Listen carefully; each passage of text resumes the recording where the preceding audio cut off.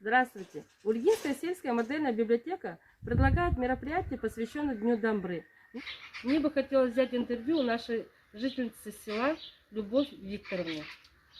Что вы можете рассказать о казахском национальном музыкальном инструменте? Здравствуйте. Я проживаю в Казахстане с самого рождения и много знаю об этом национальном музыкальном инструменте. С 2018 года в Казахстане этот праздник празднуется в первое воскресенье июля. Благодаря археологическим раскопкам установлено, что дамбре уже более 4000 лет. Этот факт доказывается тем, что на камне был найден рисунок с изображением человека, танцующего и держащего в руках музыкальный инструмент, близко похожий на дамбру. Основными составляющими дамбры является корпус, шанав. Он состоит из дерева грушевидной формы, и он является усилителем звука дамбры.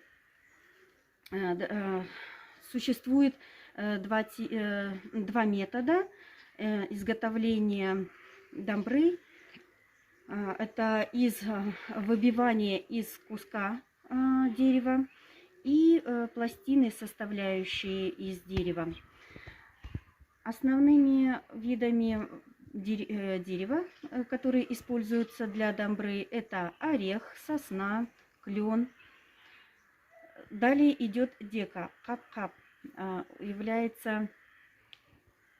отвечает за тембр, усиление звука. Далее идет гриф. Гриф – это узкая длинная полоса, которая превышает размеры корпуса дамбры. И заканчивается головкой с колками. Далее идут две струны. В древние времена струны изготавливали из жил животных. В современное время используется леска. Следующей составляющей частью дамбры является подставка, тиек. Это основной элемент дамбры, который отвечает за звучание всего инструмента. И затем далее идет последней составляющей частью дамбры является пружина. В давние времена дамбра не была оснащена этой деталью. Ее добавили для улучшения звука. С помощью дамбры люди передавали свое настроение, исполняя на дамбре. Это было не только произведением для казахского народа, в ней передавались и культура, обычаи, традиции народа. Многие писатели писали о том, что даже воины, когда шли воевать, обязательно пели и играли на дамбре. Это поднимало боевой дух. Передавая свое настроение и всю культуру казахского народа, люди ценили исполнителей күйе. И даже была такая поговорка о том, что «нағыз казак, казак емес, нағыз казак домбыра».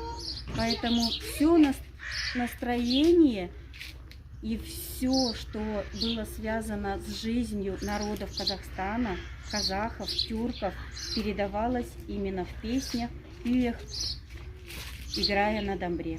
Несмотря на то, что дамбре уже такое количество лет, ее используют в современной музыке, такой как рок-музыка, поп-музыка. Благодарю за ваше интервью, за знания в казахском национальном инструменте дамбра.